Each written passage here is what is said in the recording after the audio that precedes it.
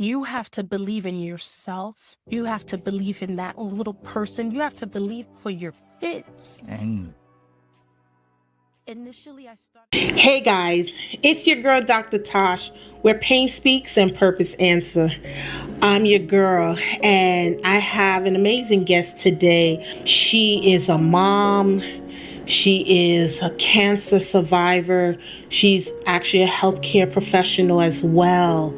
And today, I just want you guys to just kind of listen to what she is going to describe and express to us, because it's very powerful, and I think it's really needed and necessary in our community to hear her story. So guys, put your hands together for none other than Crystal. But I'm so honored for being here. Thank you so much. I really appreciate it. This platform is beautiful. TelaTash, this is a beautiful setup. I just have to shout that out. I'm so honored. Thank you so much for having me today. You look so amazing. Thank you. So amazing. You're glowing. Yes. You're shining. I can feel God all over you, and I'm so grateful that God kept you. Yes. So that you can tell your story. Yeah. So before you even share your story, tell me about yourself. I just turned 40. Ooh. And I made it, and I'm so excited. I had a big party with my family and friends, so I'm so excited to bring this milestone to my 40s and being on your platform. Oh wow, I'm turning 40 and I'm here. This is amazing new year. So I'm so excited to start the new year with a bang. We're spending time with you. I'm a mom. I have a 16-year-old son. What else I could say? I could say I love fashion. I vlog my journey through everything I do through my platform on TikTok and Instagram, and I work in a hospital that saved my life, and now I'm taking care of other people that I love to do every single day. So yeah. Oh wow. And when you mention the hospital you work in saved your life, what do you mean by that? Well, my hospital that I work at, I used to work as a I used to be a home health aide for 10 years, and then I graduated up to becoming working in a nursing home as a CNA. And then while I was going through the CNA job, that's when I found out I was diagnosed with breast cancer. And shout out to my job in the nursing home. They really took care of me. Even though I was going through radiation and chemo, I still hold on to my job, and they still pay me money, however they had to find money to make sure I could provide while doing treatments. So I really appreciate my job for even doing that.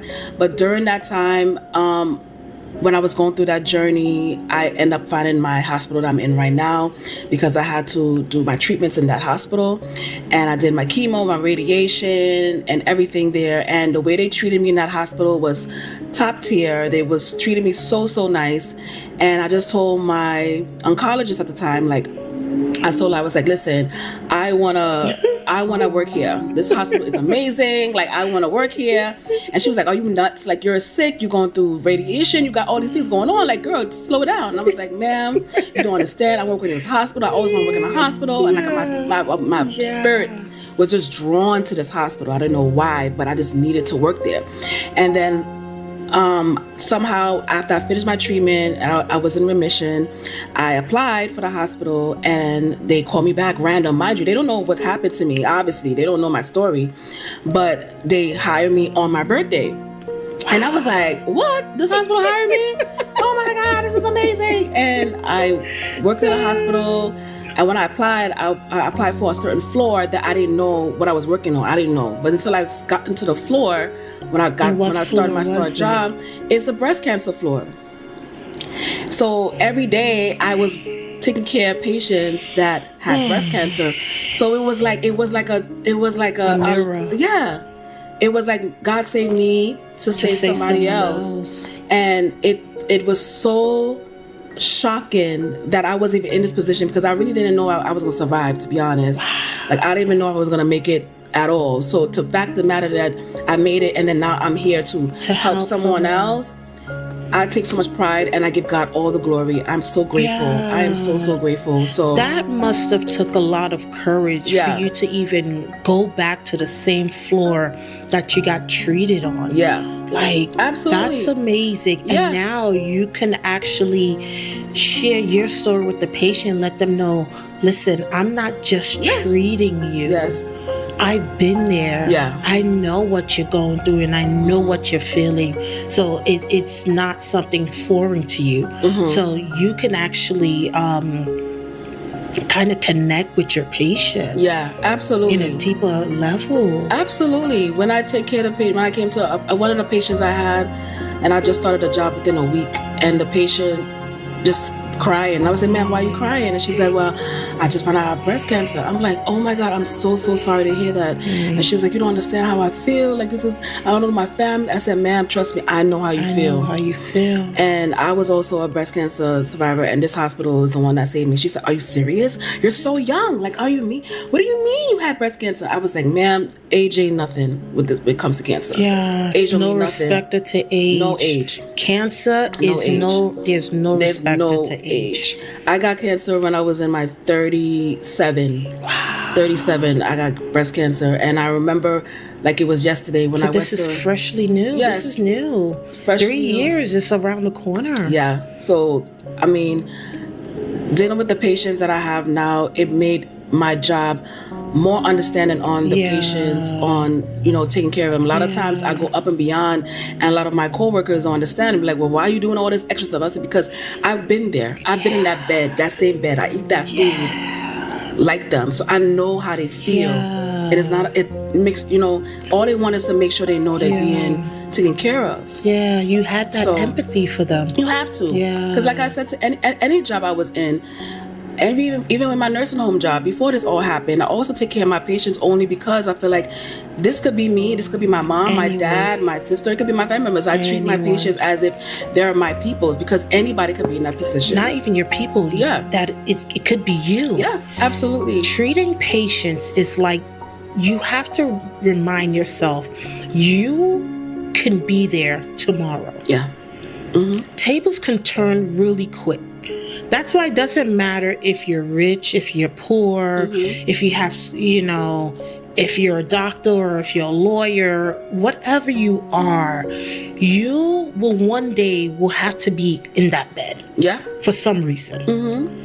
It may not be cancer, but it could be for something else. And it's so important to treat everyone correct, with compassion, with empathy, with love, with patience. The patient is key. A lot of times in the hospital, they don't have the patient for the patients. For the patients. Okay, and I'm just being honest. Yeah. If you don't have the patient, you have to have that patient for that type of job. Because you're so short-staffed. Absolutely. Half the time. Absolutely. So how do you find that balance to care for your patient with patience? Well, the way I balance it out is, I learned from when I was working in their nursing home, they used to always tell me, work smarter, not harder. That's the key word. Work smarter, you're harder. So I always use that mental in my brain when I work in especially with healthcare. So I make sure that I monetize myself and my well-being as well, because if I'm empty, I can't pour into anyone else. So I gotta be very mindful of how I pour and do too much. If I'm gonna do something, I'm a do it the way the patient is comfortable, but also I'm comfortable. Yeah. At the same sense. And it works for everybody. Yeah. So if you're pushing it, you're not thinking, you're doing something wrong, you might hurt somebody while in the process. No. So for me, I just take my time, be patient with the patients and to myself. And to you. Yeah. You have to. Have you ever felt overwhelmed or just sad for a patient because you don't think like the prognosis is in their favor? Absolutely. I tell my patients every day, every time I see them, advocate for yourself. The doctors are doctors, but they're not God. That's right. The doctors are doctors, but they're not God.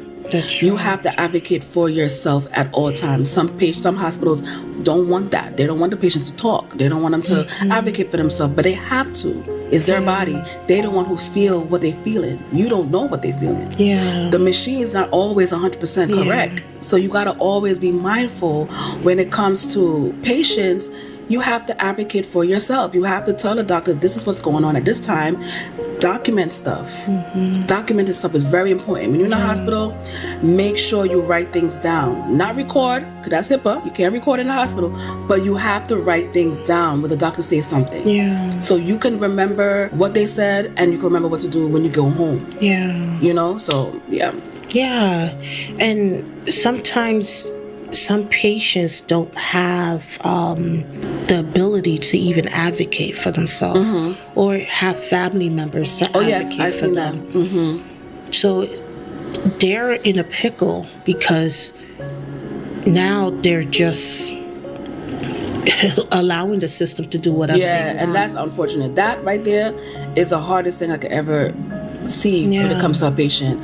The ones who's bedbound, who's bedridden, who doesn't have cognitively impaired, no one to be there to help and talk to them and be in their behalf. It's very, very sad. And sometimes people, especially hospitals, they take advantage of stuff like that. They really do. But so do you think that your background, your medical background, played a factor in you advocating for yourself? Absolutely.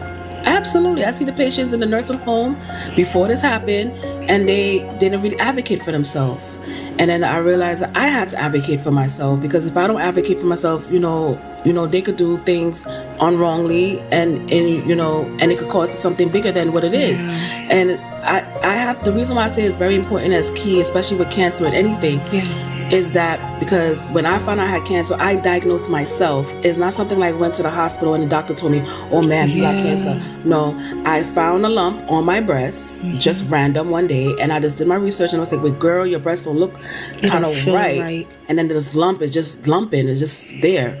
And then I went to my nurses at the time in a nursing home, and they also checked me, and it was like, girl, I think you need to go to the hospital. So I went to my primary doctor, and my primary doctor told me, oh ma'am, there's nothing wrong with you. It's probably a period that's making your breast a little lump. Okay. And I said, no sir, I need to go to the hospital. I need to go and to because get an of MRI. your age, right? Absolutely, my age. So they're gonna totally just ignore it, right? So I told him, no sir, I need to go do my mammogram. I need to go get myself checked, because this is not feeling right, and I'm uncomfortable. It doesn't hurt me, but I know for myself it doesn't feel right. So he said, okay, fine. And usually breast cancer is painless anyway. You would never know. You would never know. It's something that you have to feel, or sometimes you don't even feel a lump. That's why you have to go to do your mammograms. It doesn't matter what age. You got to do your mammograms. It's very, very important. Once you hit that 35-year mark, it's so important to just examine that breast. And you can do self-examination like you did, right? Absolutely. You can lift up your arms and then do the circular motion. Because if you didn't do that, your doctor was telling you, no, nothing's wrong with you. Absolutely. And then when we did the biopsy and everything, I remember like it was yesterday. They did all the surgeries, and my sister was there as my support system, and the doctor looked at my sister in the face like something is there, but they're not saying what's going on. So take me back, share with us from the very first time that you were diagnosed and heard the word cancer. What did that sound like, feel like, and look like to you? So like I said, when I found out I had cancer, I was in my house. It was on a Monday. I think it was like March, I believe. My sister will know the days perfectly. She know the days, because when you go through cancer or any kind of trauma, your brain don't remember, but your family got you. Your family got you. They remember everything. So my sister know the exact day, but I remember it was on a Monday. I was in my bed, and my doctor called me, the same one who did not believe me. He called me. He was like, Crystal, I'm so sorry, and he was just trying to ease in the conversation a little bit. And then he was like, I'm so sorry that we got the test results back from the biopsy, and unfortunately, it came back positive for breast cancer, stage 2. And I said, no, that's not correct. I told you you told me it was something a little low. You told me it was something a little bit. You told me something I could just take out and go home. Like, what? Right. What do you mean? I remember what you told me yesterday. Yeah. You just said it was benign. You said it was benign. It was normal. It was like a cyst or something. Yeah, to just remove for me to go home. And girl, the man said, no, ma'am, you have stage 2 breast cancer. I'm so sorry. The man nearly in tears. It's a white guy. Crying. Felt so bad. And I was like, okay. And the way whatever he told me, it was like a blur. I don't remember what he said. Everything stopped. It just stopped. And I immediately sat in that bed and was just rocking. Yeah. Rocking for like a good probably 2 minutes, not for long. And then I immediately said, I can't hold this in too long. So I called my sister immediately. She was the first person I called. Come on, sister also working in the nursing field. And I told her what happened. And I started crying. I didn't even get to talk to her. I was just crying on the phone. And she was like, what's wrong? What's wrong, Krista? Stop crying. What's wrong? And I said, the doctor called me. And she said, well, what is it? What is it? And she was also in the hospital while she was having this phone call. And all I know, I told her, I said, the doctor told me I have cancer. And she dropped the phone. All I could hear in the background, she's crying, screaming. I'm crying, she's screaming. The people she working with was like, oh my God, pick her up. She's on the floor. My sister took it really, really hard. She took it really, really bad. Very, very bad. And I still was in shock. She crying, I'm crying. We trying to figure out what we're doing. And she just immediately left work and came straight to me. And we sat down, we talked. We made a plan. She told me to call back my doctor. I called back the doctor to talk to her. Yeah. She talked to him to find out the details. To understand. Like what's going on. With her ears. She just wanted to hear it with her ears. Yes. And he explained to her, yes, this was going on. And he gave her the information to my hospital now. Yeah, they're in college. To go do the chemo, whatever. And child, girl, I don't remember half the things that I went through. Child, I don't know how I survived. I'm being honest. Like, that's why I tell my patients, please document stuff. Yeah. Document and write. Because when you go through a traumatizing moment like that, you forget everything. Yeah, you're lost. It's like your brain turns it to a freeze just to keep your body you're just surviving. From shutting down. Yeah. So, yeah, it was not a good scene. My sister was the only person that knew about it at that time. My mom and everyone else knew later, like probably like after we went to see the doctor and we confirmed is when I had to tell my mom.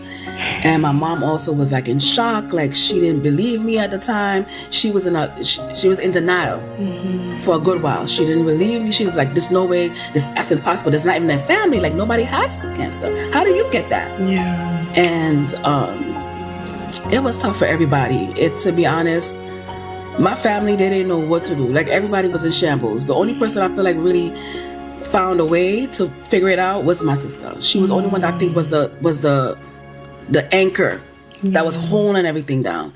But everybody in my family was in shambles. Oh my God, what we gonna do? What we gonna do? What we gonna call? That can't be true. Call us a second person. And it was shambles. And I'm just sitting there. I felt like I was like sitting in the middle and everybody was just around me talking. Yeah. And I'm just sitting there like and still like, what is happening?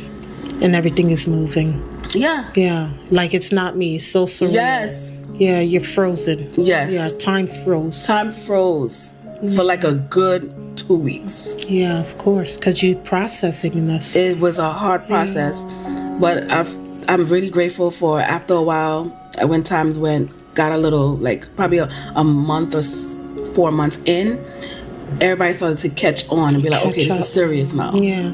So your sister took it really hard, and despite her taking it hard, she also grounded you. Oh, absolutely. She also was, like you mentioned, was the anchor, which is amazing.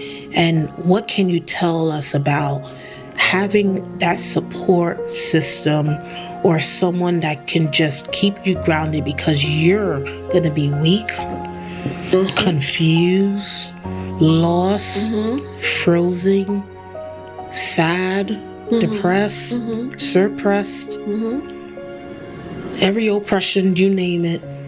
So how important it is to have that one person to be grounded.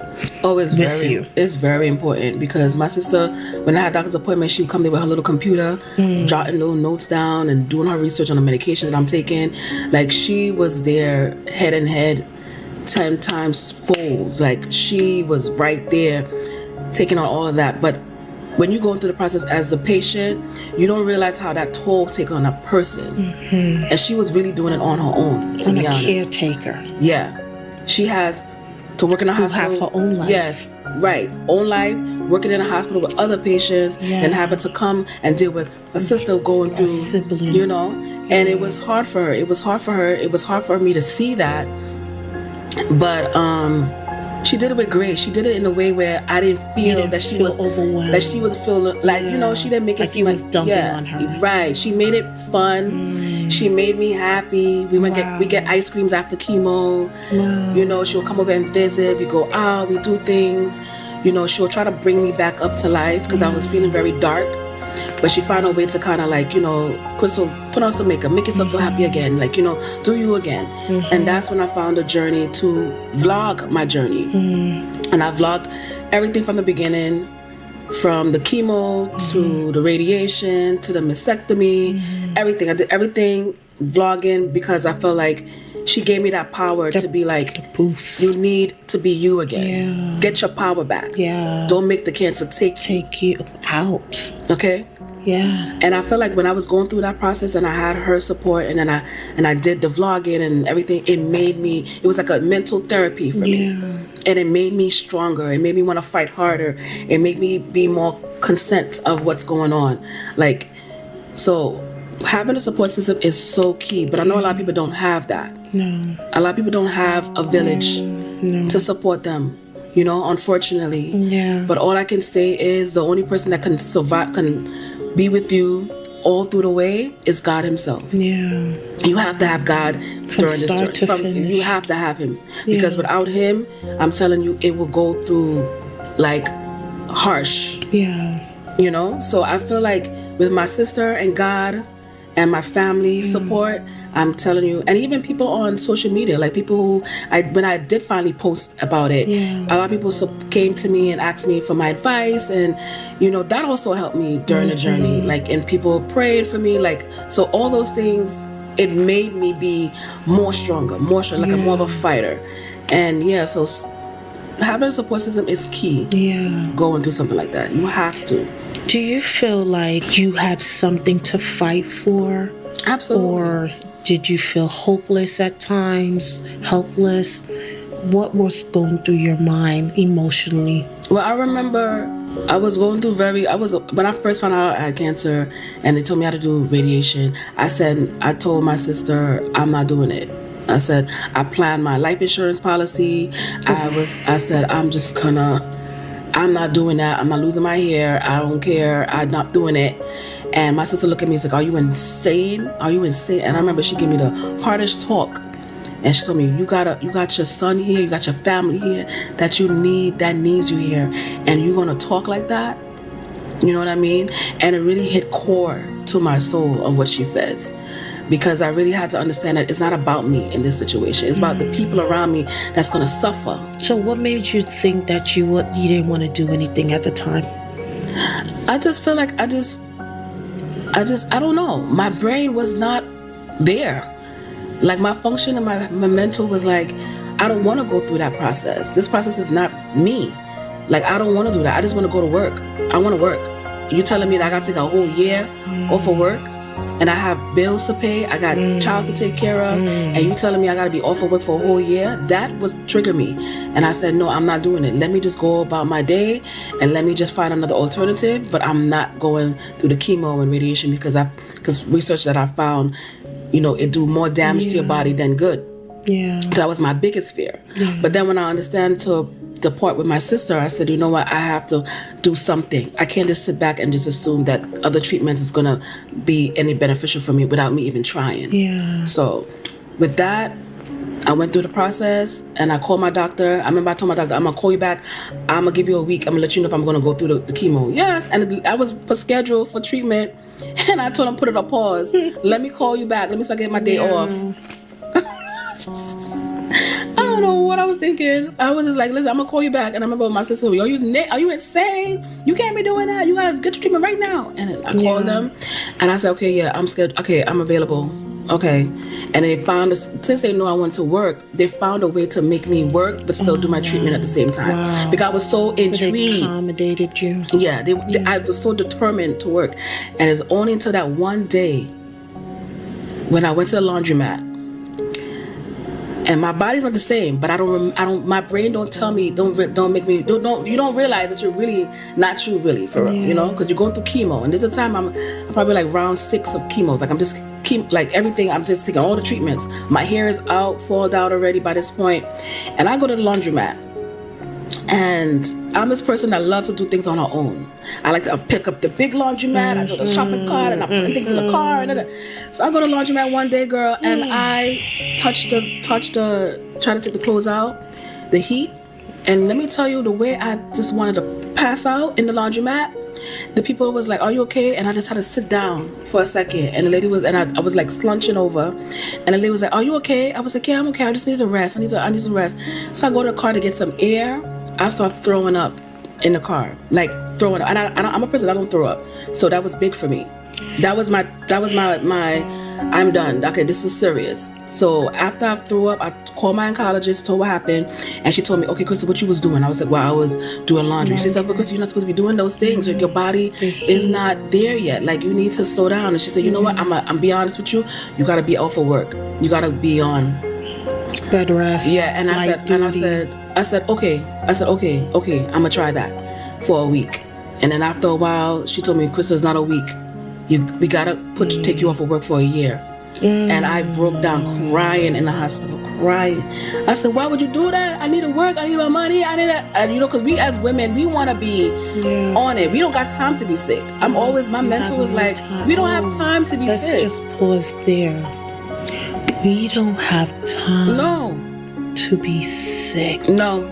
As women. No. Who have kids. Yeah. That's depending on you. Absolutely. We're not Let that marinate. We don't have time as women to be sick. Yeah. And that was going through her head as she was told that she has breast cancer. Yeah. Stage 2. And I feel like a lot of women could contest to that. Like, we as women, we don't want to be super women, but we are generational. No, we are like generational into it in a way. To be honest, we are generational into work, make your money, provide for your kids. Provide. Even if the man is in the household, you just going to work, and like provide. And then when you got a call or whatever, you still got to get up and prepare your children to go get ready to go to school. You still got to do your work. Dinner. Exactly. You could be weak with fever. Hello. You still doing it. We have periods. Yep. And we still got to get up to go to work and go to school. Yeah. Come on.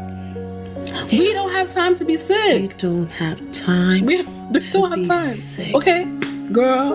And you don't have a little sickness. But in my mind, it was a little sickness. And that's crazy. But in my mind at that time, I was like, oh, you didn't take it on. Oh, you all right, girl. Just do a little chemo. You all right. You all right. Just put a band-aid. You'll be all right. And that's how I trained myself mentally. But when that day came and I threw up in that car, I said, oh my God. This is something different. Yeah. That means I really don't have no control. I don't trust my body anymore. I used to have control over my body. Now I feel helpless. Like it stripped the way that the strength that I had on myself, it's gone. Like the cancer took it away, and I didn't know how to gain it back. Yeah. So when I went through that journey, girl, oh my gosh. I sat down in that car and I cried. I said, God, please take this cancer away, because this is taking away my life. This is something different. Yeah. This is something different. You're like, how did I get here? Yeah. How come? Like, that's very painful to hear, because losing control as a woman who have kids and people depending on you is very disheartening. It's like, where do I begin from here? Where do I go from here? What do I do? What's my plan B? The economy is not even on our side, in our favor. Our job not waiting for you. They will replace you in a heartbeat. Your insurance will drop you in a second. Talk about insurance. Okay, I'm gonna be 100%. Insurance was not on my side. I had insurance. I have 1199 insurance. I'm gonna say the insurance name. Okay, I had 1199 insurance, and the 1199 insurance, they cover me for chemo. They cover me for my surgery and everything.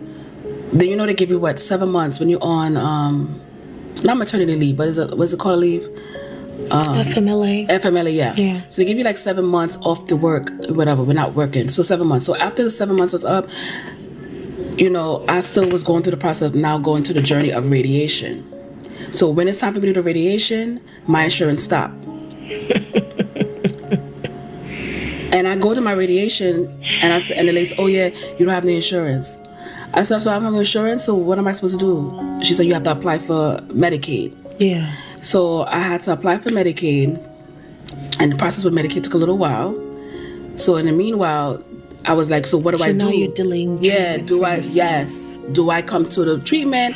And I remember calling the hospital. I ended up calling the hospital. I said, "So I guess I can't come to my treatment because I don't have no insurance." And the lady on the phone was like, she's like, "Ma'am, I don't care. You're coming here. We don't care if you got no insurance or not.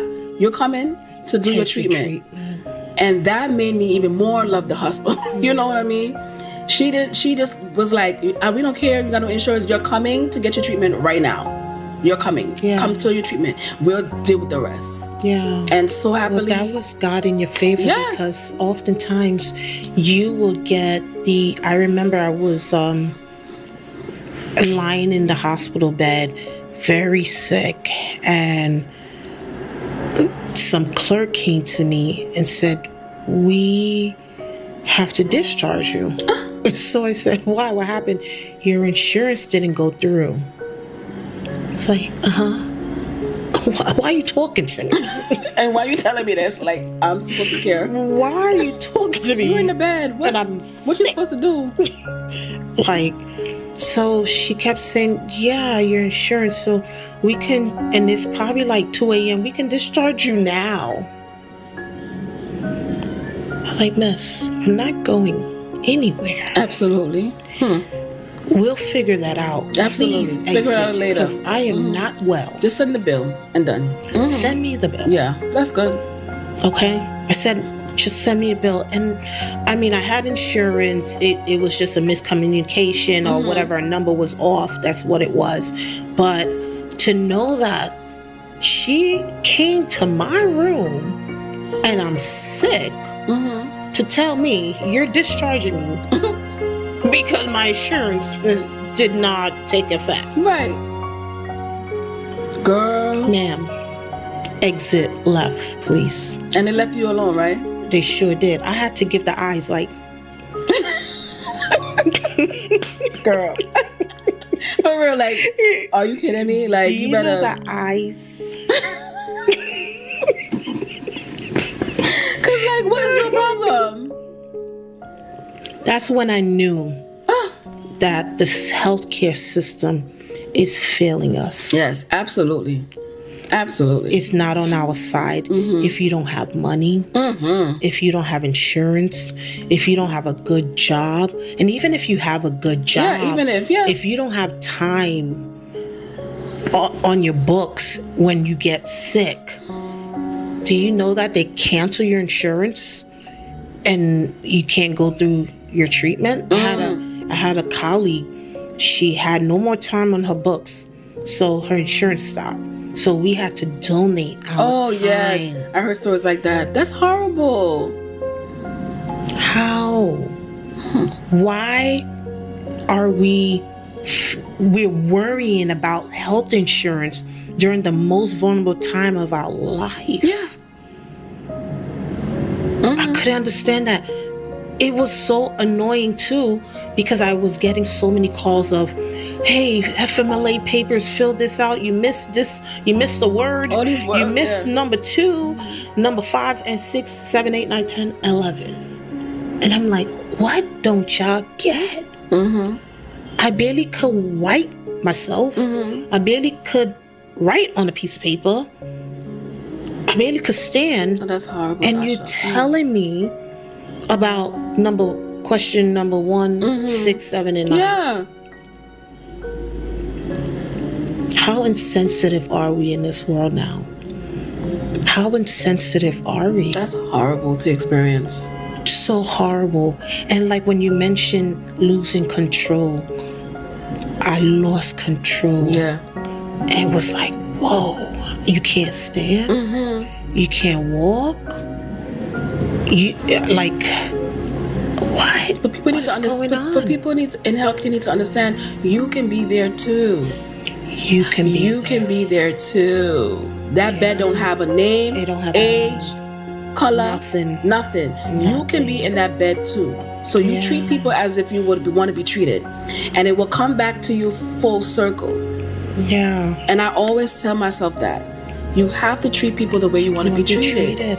Yeah. Do unto others as you have Yeah. done unto yourself. I have patients now that I have that now that I'm not on the floor I used to be on, but now I'm on the floor with dialysis patients, and I see them sick. You know, they go through their ups and downs, and I couldn't only imagine what they go through. Yeah, weakness. Yeah, They have no control over themselves. No control. None. So when the patients or the doctor's saying something like, okay, you got to do that. How are you going to tell them that? Like, they don't know what to do. No. They don't have no control of themselves. No, because I think if you're not in it or you haven't experienced it, you really don't know. Because, so my experience was when I got pregnant, I was preeclampsia, hyperemesis. Wow. I had it all. I was just like on bed rest for the whole entire 9 months. I was just like a wreck and just throwing up every second. I never ate, never drank water, nothing, can't smell no one's breath or funky armpits. I mean, you should never have to do that. But. Right? So, Girl. But yeah, and I was just like so weak, like even to do my hair, I was like shaking. To tie my shoes, I was shaking. To put on my pants, I was shaking. I was throwing up, never ate. And like this baby's growing inside of me and I'm hungry. And the baby's sucking life out of me. And I'm hungry. And the baby eating me. Like he's eating. Whatever's reservoir is there, but they're eating. And I just remember like I felt useless. I felt like I lost control. I couldn't take care of my other son that I had at the time, and he was a toddler. I felt so bad. Like I just used to put him in the side of me and just pray that he just sleeps with me. And I used to wait for the sun to go up and down. I was like, just go up and down. Just go up and down. Fast. For 9 months, like just fast. I just need to go up and down. Oh my gosh. And I was like, how? So when I went through that experience and I went back to work and I saw my patients again, you understood. I apologized in my head to every patient that I encountered, because I remember I just, like, I was very empathetic and sympathized with the patient, but I really didn't understand the depth of when that patient say, I don't want to eat, or I can't eat, have no taste bud, or hair falling out, and you're like, it's gonna grow, don't worry. We're like, no, you don't understand. So when I went through that, my hair after giving birth, chunks, hair falling out, I couldn't even brush my hair no more. I was like, let me leave my 2-strand on my head, because if I brush my hair, it's gonna come out. Oh no. If I brush my hair one more time, I might have no more hair in my head. Girl. And I was just like, so we tell our patients, It's this. Don't worry. Eat. You have to eat. You have to walk. You have to get up. Absolutely. Easy said than done. Easy said than done. When you can walk in that patient's shoe, then you can talk. That's why I admire you, where a patient, you experienced it. You went through it. So you know the battles and the challenges that you had to face. Absolutely. So now when you facing your patient, you like, no, I've been there. Let me tell you how it works, and let me help you get through this, because I went through this. Absolutely. So when they tell me, okay, I have cancer or I found out I got some, I said, ma'am, Me too. you're gonna be okay. I went through the same thing, and every time I tell these patients, every time, I kid you not, they look at me like I'm nuts, like I'm a liar. Like there's no way. I have to pull out my phone to show them in a hospital bed with no hair, and they're like, "This you? Oh my God!" I said, "Ma'am, listen, we all gonna be in that bed. Trust me." So take me through your treatment journey. What did you end up having a port? Did you how was the chemo like? How did radiation feel? Do you recommend removing your breast, one or both, or what? Take me through that journey. Well, the radiation, so the first step, I'll tell you for the first step. So the first step is biopsy. You do the biopsy, you do that treatment, everything that, find out, what stages you are. And sometimes the stages could be what it is, and sometimes it could be more. Yeah. Okay, because at first they thought it was the breast, but it became lymph nodes. I have lymph nodes as well. They found out 5 lymph nodes of cancer, and probably 2 in the breast lumps, right? So you go through that process. So the point of the treatment of the chemo, you got to go through the chemo to kind of shrink the process, because they can't go through, because the way my cancer is, they couldn't go through just past chemo and do surgery because they fear of it spreading or moving. Yeah. So they had to shrink it first, and shrink it to enough size where it be safe to do surgery. So they did the surgery. I went through the chemo rounds. Ask me how much rounds, I don't remember.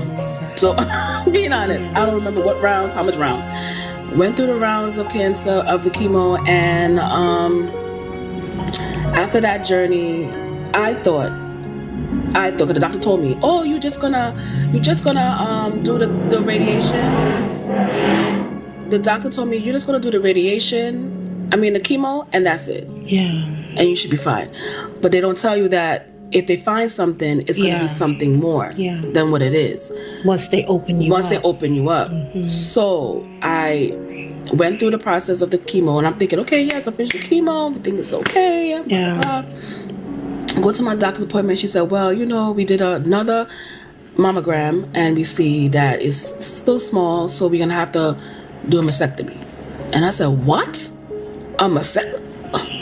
Wait a minute. We didn't say all that. You know what I mean?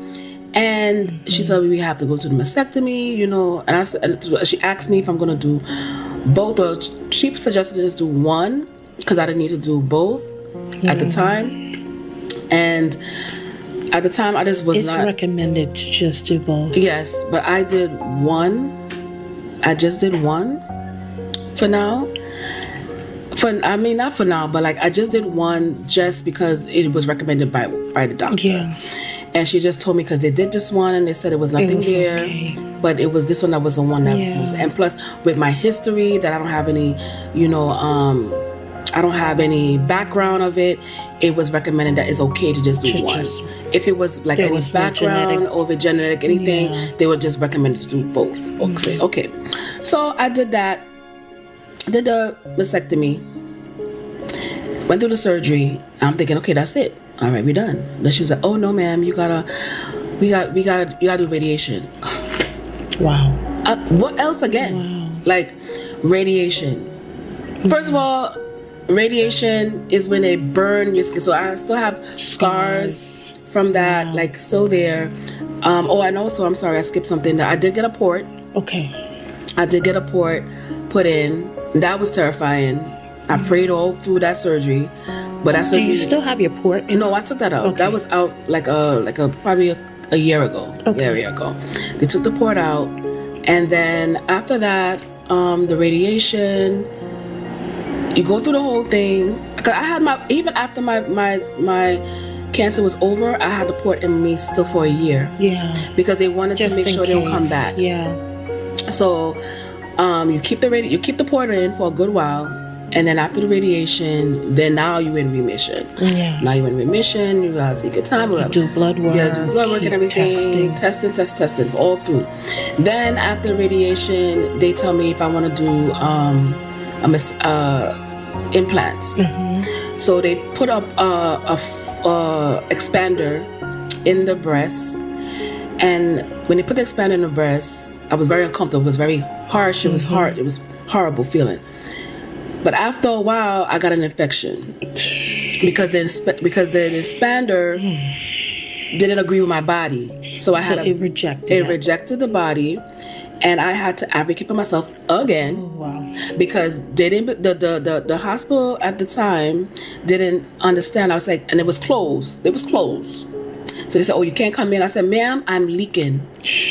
I am leaking on my breast. I'm not. They need support." What's one thing, looking back, that you can tell yourself about cancer, or tell cancer? Something I could tell cancer? Mm-hmm. What I could tell cancer is, you broke me, but I built myself back up.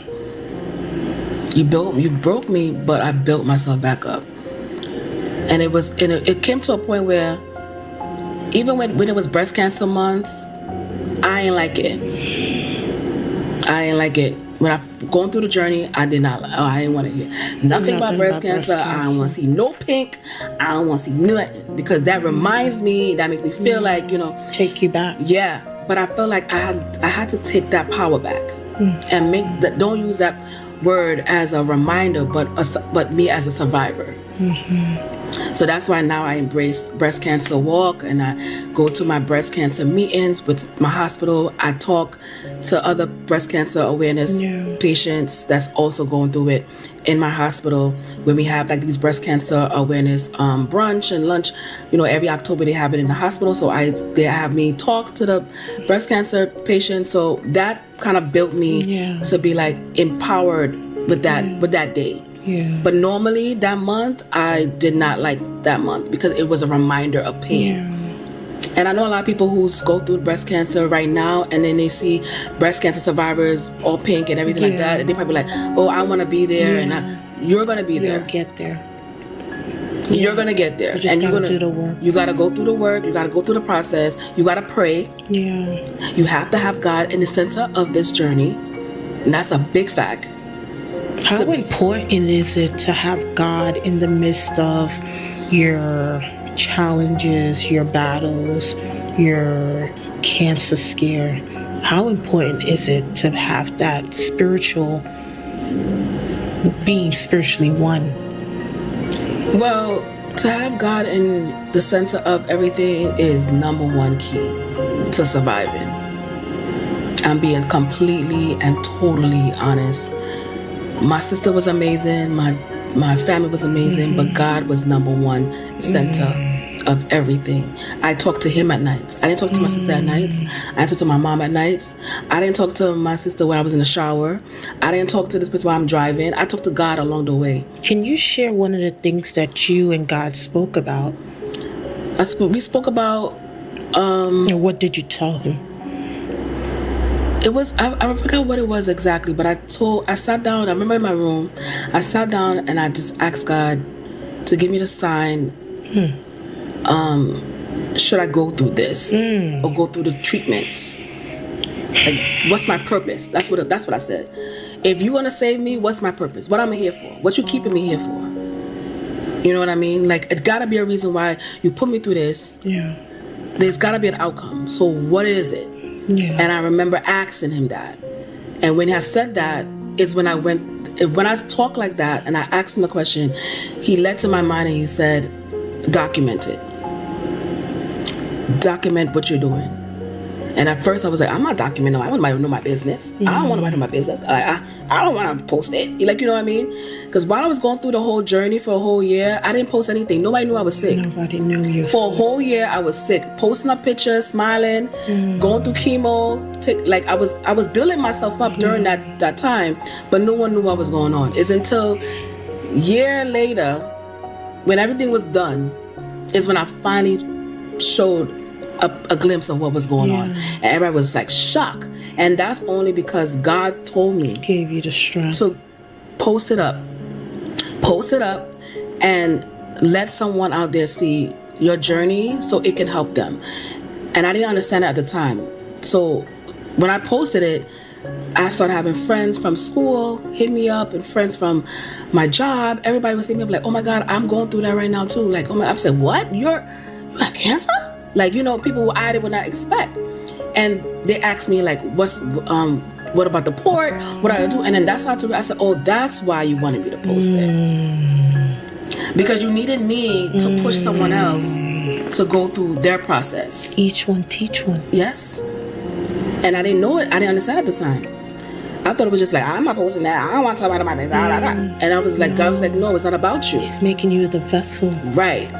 And then now with my job, it led me to my job now, touching people also in my job on the same floor. It's like, oh, wait a minute. Full 360.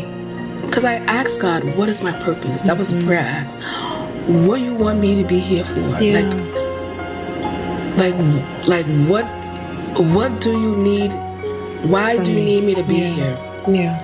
Because were you ready to be unalive? Like, were you ready to like just give up and say it's okay if I don't make it?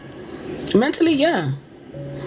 I had to keep my peace. I had to accept the fact just in case. Like, I'm a just in case girl. Like, I'm a plan B girl. A plan A, cool. A don't work, you got a plan B. So my brain was programmed that way in the sense of like, if something doesn't happen, oh well, what's the next plan? Okay, the next plan is you gotta go. Okay, good. Well, get your life insurance policy straight. Make sure you got your child. We talked to family members about where he's gonna stay, who's gonna take care of him, and all these things I had in plan. So did you have those hard conversations? Not with your sister or your mom? My sister a little bit. My mom no, because she didn't understand. She couldn't understand that. She couldn't understand. So I left those conversations between me and God. Okay. Some things you don't tell your whole family. You don't tell family certain things like that because they don't know how to process that. But God can lead you into certain things more than a human can. So some things, big things, I go to God for. The little things, I'll go to my family. You know what I mean? So stuff like that, I say, God, lead me in a way if it's meant for me to let go, not be in this world anymore. What is the next step? I want to make sure my child is safe, make sure he's good, make sure my family's good, make sure my family is none for nothing, make sure the insurance is covered. And that's my main concern. And if it's not cancer, it's just life. Anything can happen. Yeah. You have to prepare for just in case. Yeah. Unfortunately, you have to prepare for just in case. People don't want to talk about life insurance policies and something could happen. You got to talk about it. You got to plan. Yeah, have to plan. Yeah. I've been through a lot of funerals for the past couple and everyone years. Is struggling to everybody fumbling. Like my grandmother passed. I saw that journey. Everybody's fumbling. Figure out when my uncle passed. Everybody fumbling. Like it's like no one have nothing in place. No one has nothing to bury you. Yeah, but I spoke about that in another episode. That our Black community fail each other when it comes to death because we're never prepared. We never talk about life insurance. We never talk about, what assets you have. We never talk about, just the trust, putting the homes in a trust. Yeah. We just never talk about what color casket you want. I had a young lady, she said she asked her mom, what color casket you want? Because her mom was battling with some sort of cancer as well. And I was like, how did you get that courage to even ask that? Right. But it's real. It's real. What are your wishes? How do you want to be cremated? Do you want to be buried? Do you know how much is a coffin? Do you know how much is a plot? Girl, can your children afford it? That's true. Do you have money saved? Where is it? Do you have beneficiaries? Yep. They don't want to talk about that. They don't want to talk about it and leave you in shambles. And like, when funeral come, everybody's like, what to do? Because nobody wants to think about that. Nobody wants to think about I'm going to die tomorrow. Nobody wants to think like that. But it's not that you're thinking about that. You're just planning ahead. You just got to prepare for plan B. You're just planning ahead. Yeah. Life happens. We are meant to not be here for long, unfortunately. And that's why for me, my main goal, if you can see on my Instagram, I live my life like it's my last. Yeah. I live my life like it's my last. Yeah. I purposely am part-time because I want to live my life. Yeah, that's right. Okay? I want to not be tied down to a job where I'm taking care of sickly people and I'm enjoy it yourself, killing myself. Yeah. You know what I mean? You gotta sit down there and you gotta plan out if you can get sick time and plan out if you get plan to get vacation. No. I don't live my life like that. This is why I go to work and I'm happy because you know why? Because I pour into myself. Yeah. I pour into myself every day mentally. When I leave that job, I can work one day, off next day, rest. Next day, go to work, rest. Next day. You gotta mentally do those things. You have to balance yourself out when it comes to your job. I mean, unfortunately, the world and the economy right now, not everybody can do that. Yeah. I have, to be honest, so many colleagues, but you have to find a way. They work until their retirement age, and then after they retire, pass away like weeks later. It's like, why did you work so hard all your life? You did the right things, and then now you can't even enjoy That's what your money. No, enjoy it now. Enjoy, because we don't know what tomorrow's gonna bring. We don't. So leave it up to God. That's my. I've learned that the hard way as well, because that's what I used to do. Work so hard, 5 jobs, 6 jobs, never slept, around the clock. Go to the morning job, to the night job, in between job, home job. Take the computer with me to the job. Can you imagine? And you're like, and then you don't. You're like on a go, but you don't realize when it's time to stop. It's like, whoa, did I just do that? Like, and time just go by so fast. So fast. You don't even know that the time go by. Look at me in 2026. Half the people probably didn't even do half the things they said they want to do in 2025 because time go by so fast. Slow down. Time does not wait for you. I'm not saying that people who work in full time have to limit or something, but you have to balance your time. When you're off, take the time to go to dinner, go to the movies. Enjoy life. Like, don't just go. But they don't have the time, right? Society does not permit that. Because you have the bills are from head to toe. You're 2 days off. The day that you're off, you're running all your errands. And the next day, you're going back to work. Like, time does not permit you to even enjoy it. No. To relax. It doesn't. And I'm telling you the truth, you're so right with that one. Especially if you don't have the support system. So it's like, no, you're gonna have that little 2 day off, and then what? You do errands in one day, and then the next day you just resting because you're ready for the next day to go back. That is so true. I've been through that, girl. And the reason why I said that is because with my other job, I was go. With my nursing home job, go, work. Like I was nonstop. And when I made a vow to God, I said, this time around, I'm gonna take my time. This time around, I'm gonna be patient. This time around, I'm gonna slow down a little bit. And allow my body to heal. Because even though we go through cancer, you don't heal 100%. No. It's now 2026. My body still ain't healed yet. In shock. Okay? I still gotta go through treatment still. In 2026, I gotta do Lufran shots to prevent me from my hormones. Because my hormones is the one that caused the cancer, allegedly. That's what she said. So I gotta cut back. They shut down my for me to get my period. So I'm in like an early stage of menopause. So they put you in menopause. Were you planning to have more kids? Do you want to have more kids? Did you freeze any eggs? No, I didn't freeze any eggs because I felt like I didn't want my body to go through a trauma with bearing a child.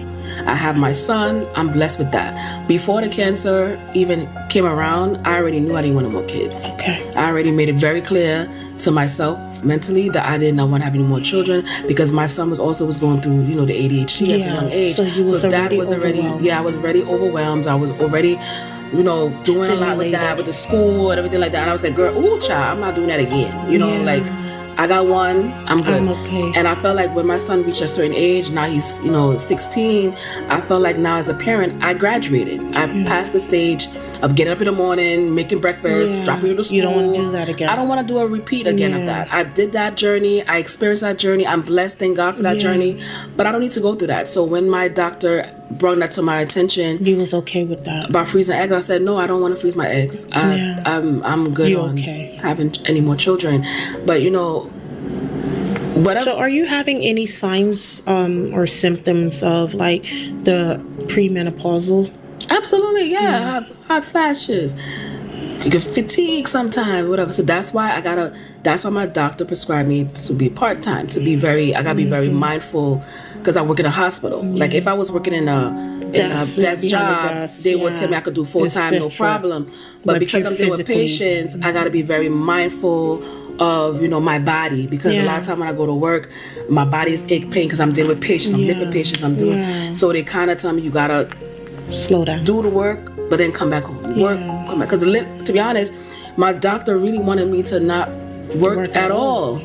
She was like, you can't work at all, girl, because your body. I said, ma'am, I gotta go to work, girl. What you talking about? I want to work at this hospital, and I want a job here. Yeah, but how do they expect you to eat, be clothed, and take care of your family? Tell me.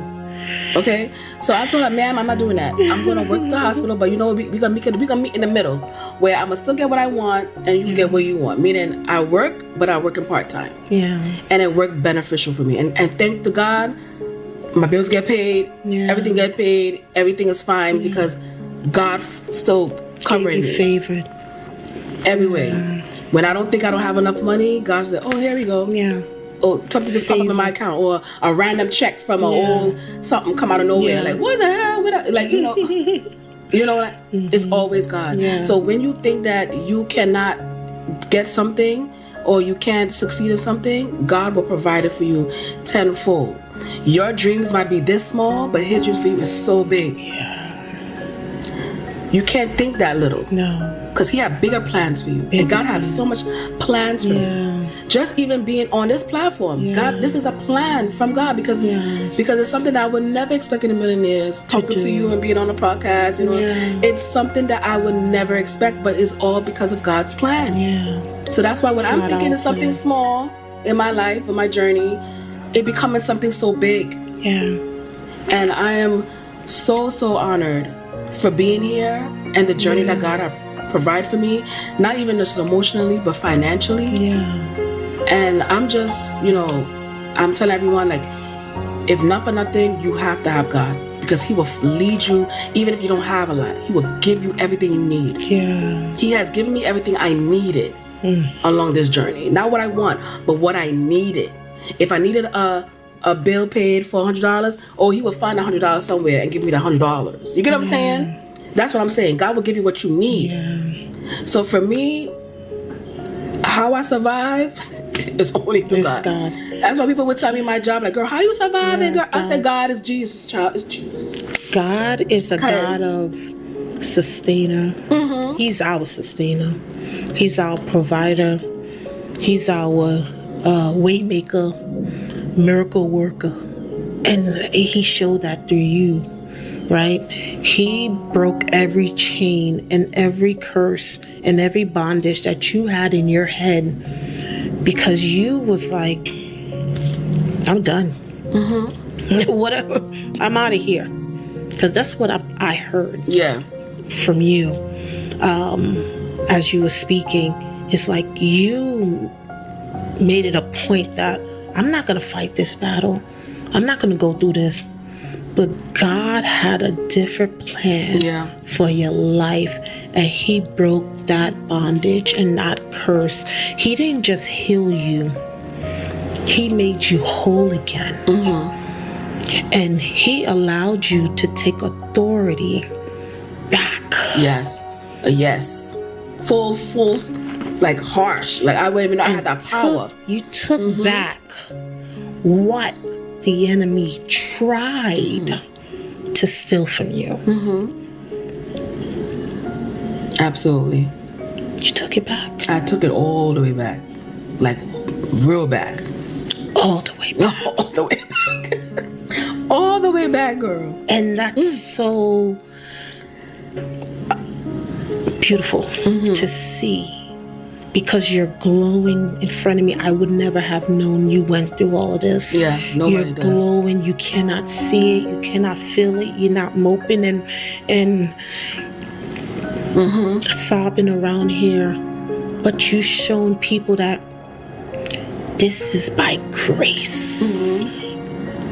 This is only God. It's only God. This is not me. It's the not me. favor that He gave me. And I want everybody to know and learn that if you walk in God, He too will give you that favor. And that's why you're here, to tell people your testimony. Absolutely. Those who are battling and have to hear that first word from a doctor, from that call, to hear that you have cancer. When the world stops and everything freezes, your mind freezes. But God never freezes. Never freeze on me. You see me through everything. He's in control. Everything. He wrote your book. You was trying to say the end in that chapter. Yeah. He said, no, I got more for you, my child. And He has every step of the way. Every step of the way. Every step of the way. I'm just in shock of the type of love and movements He had opened doors for me. I would never expect in a million years that I'll be working in that hospital. I would never expect in a million years that, I will be healed, to feel like myself again. Healed, delivered, and set Can you free. imagine? Like I have a video on YouTube when I was vlogging everything. You see me pulling my hair out. I'm pulling my hair out. My sister braided my hair. The whole Cornrow. And she didn't tell me that while she was braiding my hair was coming out. But she didn't want to tell me to make me feel sad. So she just kept braiding my hair. And with that braid, you just see the hair pulling out. But after a while, you just see the hair pulling out, my hair getting bald spots. And I said, oh my God. And I cried on that video. But that showed my true rawness of how God can bless me. And then all of a sudden, I come back, my hair grow back again. Like everything just come back to normal. Like nothing happened. Like nothing happened. Like Did you eventually shave your head? I didn't shave my hair. I pulled my hair out on camera. Oh Lord. I pull with the braids. Pull it out. You just see it coming out. Clumps. I didn't do no shave. I was scared. I did it all by myself in the room, in the camera, just pulling out my hair. I didn't do no shaving. I didn't do nothing. Was it hard for you to look at yourself in the mirror? Absolutely. But one day I took that power back. And I went on Instagram. I remember one time, I don't know, probably people can see my videos on Instagram and you can see it. But I did a video where I had a wig on, because I always wear wigs before this. Before this happened, I always wear wigs. So I put the wig on, and I remember one time I said, you know what? Forget this wig. And I took it off on camera. I just took off the wig. Wow. And I was like, this is the real me right now. And people was like, what the? Girl, you done took off your wig. I sure did. That's right. I sure did. Because I felt like I needed you to see that this is me now, but trust to believe there's going to be a different me you see later. I'm taking back my power. I don't want to feel in a bubble. Like people put on the wig and hide and feel ashamed and don't want to look at themselves, whatever it is. It took a long time for me to build my confidence back. Not only because of my hair, but moving forward, because now I have one breast. Yeah. And I look at myself in the mirror every time and I see that scars. Yeah, not even that's a mental thing. You see scars. You see scars everywhere. The mastectomy scar is still there. The port scar is there. Like everything is still there. So I get up every day. Have to look at that. I have to look at that and build myself up every day, every day, every day. Tell myself you're beautiful. Put on makeup, dress myself up, go outside to make bring me feel good again. You know what I'm saying? I'm not doing anything the way I look for anyone. It's for me. It's for you. It's mostly for me to make me feel good again. So I could come back to me again. Because it took a long time to even just come back to me again. You know what I mean? But what people don't know is that when you go through the cancer journey, you might finish radiation, you might feel the mastectomy, you might do the surgery, right? You might do the radiation. Ring the bell. Let's go. It's never over. No one shows you the after when you heal. They show you when you ring that bell and you're gone and you're done. No, you have to understand. Yeah, it's all trauma. And people say, okay, you finished that. You say, okay, yes, you're good. You're in remission. Ring the bell. Let's go. It's never over. No one shows you the after when you heal. They show you when you ring that bell and you're gone and you're done. No, you have to understand that you still got to go through a healing process after that. You might have to talk to a therapist. You might have to, talk to a counselor. You have to do, there's groups. Support groups that they have in the hospital. Make sure you ask your hospital about support groups. All those things you gotta go through in order for you to heal after the fact. You can't just go through it and then go back home and go back to your life. It doesn't go like that. You gotta go through the process of healing mentally, emotionally, physically. You might have to go physical therapy. So even though when I finished cancer, I didn't feel like I really finished cancer. I felt like I still felt trapped still. Because if I still gotta come to the hospital and be scared that one day she might tell me, oh ma'am, you come back again. Oh my, you know the fear I feel going to the hospital every day after you do blood work. Right. Anytime I see that doctor, I'm terrified. I pray before I go in there. Say, God, please don't tell me. Don't make her tell me no bad news. Please don't tell me. And then when I leave the hospital, I praise myself. I go get ice cream. I'm like, oh God, good. I dodge another one. Good, another one. It's not yearly, It's every time you go to an appointment, you go through a fear. Because you just never know what they're going to tell you. And that was my next question to ask you. Because I'm glad you mentioned that. The fear of the unknown. Fear of it coming back. Right. The fear of having to do blood work and have to wait for pending results. Like you're never in the clear. Never in the clear. Because it can always come back, but we trust a great God. That's what I'm saying. We serve a great God. Yes, I try not to So stress. we're going to just continue to talk life into us. Absolutely. Talk life into yourself. That I am healed and wonderfully made. Yes. That's the word. And set free and delivered. That this shall not return. Yes. It shall not come back. It shall not come back. It will not come back. It shall not manifest into another sort of cancer. Yeah. Can you? No. It's not. I know it's not. What would you like to tell your viewers before we close? What I would tell my viewers is that please do your mammograms. It's so important to do your mammograms. Please advocate for yourself. You're never too young. You're never too old. You're never too nothing. Just please check your breasts, check your health. That's the key word I always use. You could look here and let them know. Check your health, check your breasts, because it's so important that you have some control over your life. Don't allow the system and your job to take over your life, because sometimes people get so busy at work that they don't have time to take care of themselves. They don't got time to go to the doctor. So please, you are not you're very hard to be replaced. You have one life. You have to check your health. The job can wait. The job can always wait. The job can wait, because if something happens to you, they will replace you. Just like that.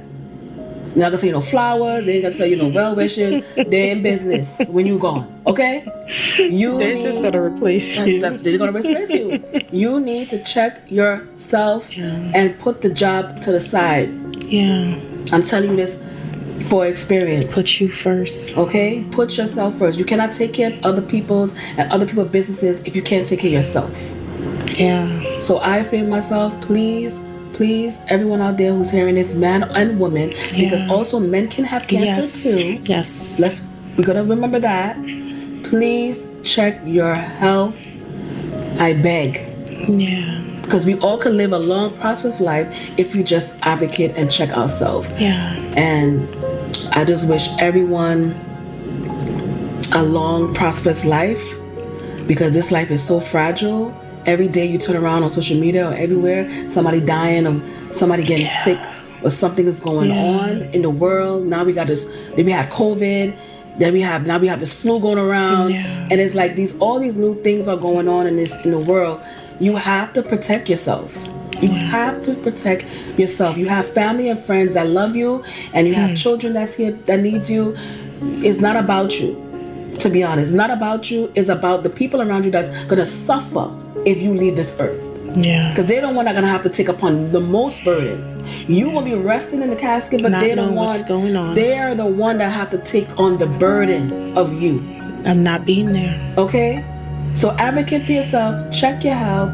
Have insurance plan, because life happens. Life be lifing. Okay? But check your health. There's no age when it comes to cancer. And make sure you advocate for yourself. When your doctor tell you, oh, you're too young, tell them you don't want to hear that. You need to go to the doctor, okay, to check. And that's all. So I hope you guys have a great night. Take care of yourself. Enjoy life. Life is too short. Tomorrow's not promised. Love on each other. Love one another.